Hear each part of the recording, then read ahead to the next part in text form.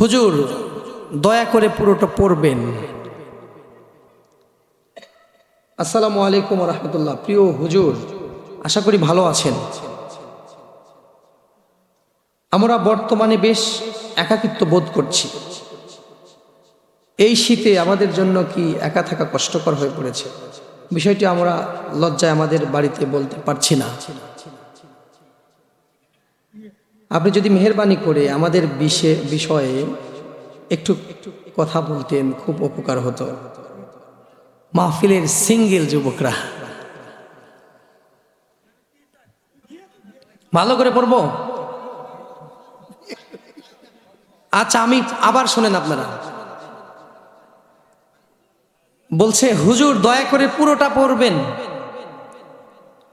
এই চিঠিটা আমাকে দেওয়ার জন্য আমি স্টেজে যখন আসি তখন থেকে আমার পিছনে পিছনে কয়েকজন ঘুরতেছিল। এখন আশেপাশে দেখা যাচ্ছে না, ওরা মনে হয় অনেক দূরে গিয়ে দাঁড়াইছে, অনেক দূরে গিয়ে দাঁড়াইছে। এখন তাদের কথাগুলো শোনেন ভালো করে। বলছে আসসালামু আলাইকুম হুজুর, পুরোটা পড়বেন। প্রিয় হুজুর, আশা করি ভালো আছেন। আলহামদুলিল্লাহ ভালো। হুজুর, আমরা বর্তমানে বেশ একাকিত্ব বোধ করছি। আমরা মানে এই একজন না, আমরা মানে একজন না, অবশ্য 3-4 জন আমার পিছে পিছে ঘোরাঘুরি করছিল শুরু থেকেই।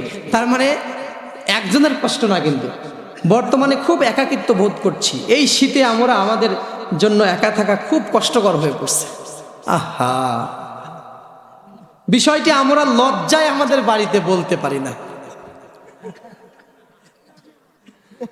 আপনি যদি মেহেরবানি করে আমাদের বিয়ের বিষয়ে একটু কথা বলতেন, উপকার হতো। এইবার বুঝছেন, এইটা বাদ পড়ছিল।